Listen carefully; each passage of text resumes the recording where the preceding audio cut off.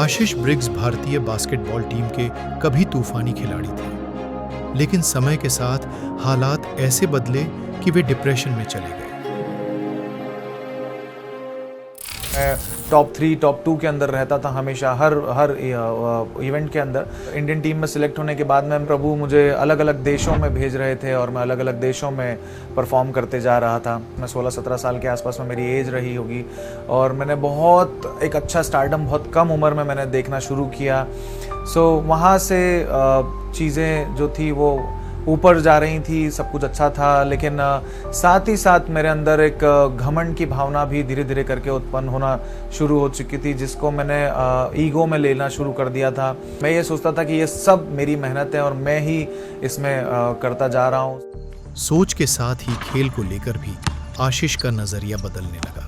मैं गेम में जो मैं पहले मेहनत करता था वो मेरी कम होती जा रही थी। साथ ही साथ मैं गलत ड्रिंकिंग में और स्मोकिंग में इसको मैं थोड़ा सा अपना वो मानने लगा था कि हाँ ठीक है, ये भी एक स्टाइल होता है, ये भी अच्छा होता है।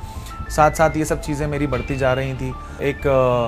एक इंसिडेंस मेरे साथ हुआ कि खेलते खेलते मेरे नी में एक मेजर इंजरी हुआ, जो कि मैं गिर गया वहाँ पर खेलते टाइम, और खेलते टाइम पे वो मेरा ACL और MCL टीयर हुआ। मेरा नी इंजर्ड हो चुका था कम्प्लीटली और मैं अपने पैरों पे स्वयं खड़ा नहीं हो पा रहा था। यह चोट आशीष के करियर के लिए एक ड्रॉबैक थी। करीबन 6 महीना मैं बेड रेस्ट पे था और मुझे सर्जरी का बोला गया। मेरे लेफ्ट नी की सर्जरी हुई, ACL MCL की, और उसी 6 महीने में कई इंटरनेशनल टूर्स थे जो मुझसे मिस हुए। मैं बहुत निराश होने लगा। मेरे डिप्रेशन का एक शुरुआत उस समय से होने लगा था और मैं अपने आप को बहुत डिमोटिवेटेड फील करने लगा। चोट से उबरने के बाद भी 2014 में आशीष को देश के लिए खेलने का एक और मौका मिला, लेकिन अब वे पहले की तरह प्रदर्शन नहीं कर पा रहे थे और उस समय उनकी नशे की लत बढ़ने लगी। हालांकि वे बास्केटबॉल लीग्स में अब भी खेल रहे थे। धीरे धीरे करके मैं गेम से डिटैच होता गया और मैं इस डिप्रेशन वाले फेज में बढ़ता गया। जो सबसे डार्क फेज था जो मेरे लाइफ में आने वाला था वो 2023 और 2022 में आया। एक प्रोफेशनल लाइफ, जो एक स्टारडम की लाइफ से सीधे नीचे आना, और उसके बाद मैं पूरी तरीके से हताश हो चुका था। बट 2021 में शादी के बाद से भी बहुत सारी चीज़ें जो थी वो अच्छी भी थी और डिस्टर्बिंग भी होती जा रही थी। 2023 में मुझे सबसे पहली बार एक पैनिक अटैक, जो सबसे पहला मेरे जो पैनिक अटैक आया, जो मुझे कभी पता नहीं था। मुझे ऐसा लगता था कि कहीं रात को मैं मर ना जाऊं। एक बहुत डार्क फेज, और मेरी वाइफ इसमें मुझसे बहुत प्रोत्साहित करती थी। वो मेरे साथ मेरा हाथ पकड़ के रहती थी। हालात यहां तक पहुंच गए कि आशीष पैनिक अटैक की दवाइयां दिन में 3 बार लेने लगे और उन्हें खुद को नुकसान पहुंचाने के विचार भी आने लगे। मेरी वाइफ मेरे लिए मेरे पास में बैठ के प्रार्थना करती थी। वो बाइबल पढ़ती थी मेरे पास में बैठ के। उन्होंने भी मुझसे कहा कि तुम बाइबल पढ़ो। मेरे पेरेंट्स ने भी मुझसे कहा कि बेटा तू बाइबल पढ़, और मैं बुक्स पढ़ने लगा था कि मैं एंग्जाइटी से कैसे बाहर निकलूं। एक दिन जब घर पे कोई भी नहीं था तो मैंने एक बाइबल मेरे घर पे रखी हुई देखी। मैंने सोचा कि मैं बुक्स भी पढ़ रहा हूँ, एक बार मैं इससे पढ़ के देखूं, क्योंकि समय तो मेरे पास वैसे भी नहीं है। जब फर्स्ट टाइम मैंने बाइबल पढ़ी और मुझे उसमें प्रभु ने एक मार्गदर्शन दिया। उसमें एक वचन था आइज़ाया 43:1, यशाया 43, जिसमें लिखा था मत डर क्योंकि मैं तुझे छुड़ाऊंगा। उसने मुझे बहुत प्रोत्साहित किया उस क्षण भर में। मैं सोचने लगा कि मुझे बाइबल रीडिंग करना चाहिए। मुझे उससे हिम्मत मिलती थी, लेकिन वो सिर्फ उसी समय तक के लिए मेरे लिए सीमित थी। उसके बाद में मैं फिर उसी सब चीज़ों में पड़ जाया करता था। लेकिन कुछ ही दिनों बाद आशीष को उनके चर्च ग्रुप में प्रेयर मीटिंग का संदेश मिला और वे कई सालों बाद प्रार्थना के लिए चर्च पहुंचे।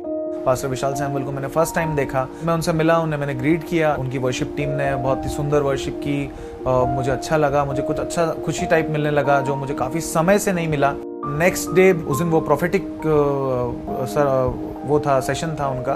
उन्होंने करीबन 200-250 लोगों के बीच में जब मेरे ऊपर आकर के प्रोफेसी किया और मुझे उन्होंने छुआ और मुझे टच किया और मैंने उस स्पर्श को फील किया परमेश्वर के कि बेटा मैं तुझे अब उस छुटकारे को दे रहा हूँ और तुझे अब किसी भी बात की चिंता करने की ज़रूरत नहीं है। और वो प्रभु के दास ने मेरे लिए प्रोफेसी किया कि आप दाऊद के समान आप जितना ज़्यादा प्रभु के लिए हाफेंगे, प्रभु उतना ज़्यादा आपको बढ़ाते जाएंगे, प्रभु उतना ज़्यादा आपको सब चीज़ों से छुटकारा देंगे। मैंने उद्धार को उसी दिन पाया और मैं अपने आंसुओं को उस दिन रोक नहीं पाया और उसी क्षण से मैंने अपनी लाइफ को पूरा बदल दिया। मैंने अपने परमेश्वर को अपनी पूरी जिंदगी दे दी। मैंने उसी सेकंड में उस मेडिसिन को छोड़ दिया और उस दिन का दिन है आज का दिन। मैंने उस मेडिसिन को कभी नहीं लिया। इस बात को करीबन 1.5 साल से ऊपर होने जा रहा है। वचन का सपोर्ट मिलने से आशीष की जिंदगी में पॉजिटिविटी आने लगी। प्रभु ने एक बाइबल वचन के द्वारा, एक बाइबल वर्ड्स के द्वारा मुझसे बात करी। फिलिपियों 4:13 के द्वारा प्रभु ने मुझसे बातचीत किया और जिसमें लिखा है I can do all things through Christ. मैं यीशु में सब कुछ कर सकता हूँ। मैं हर सेकंड यही प्रार्थना करता था I can do all things through Christ, क्योंकि प्रभु का वचन मुझे यहाँ से हमेशा मुझे मोटिवेट करता रहा। मैं इस बात की जिंदा गवाही हूँ कि जब मैंने ये चीज़ सोच ली थी कि मैं मेरी ज़िंदगी में कुछ भी नहीं कर सकता, मैं डिस्ट्रॉय हो चुका हूँ, मैं ख़त्म हो चुका हूँ, मेरे पास कोई मार्ग नहीं बचा, मेरे पास कुछ भी नहीं है, तो मैं इस वचन के द्वारा जो मैंने ब्लेसिंग्स मैंने ग्रहण करी। आज आशीष परमेश्वर का धन्यवाद करते हुए आगे बढ़ रहे हैं, साथ ही अपना एक विद्यालय चला रहे हैं और परिवार के साथ खुश हैं।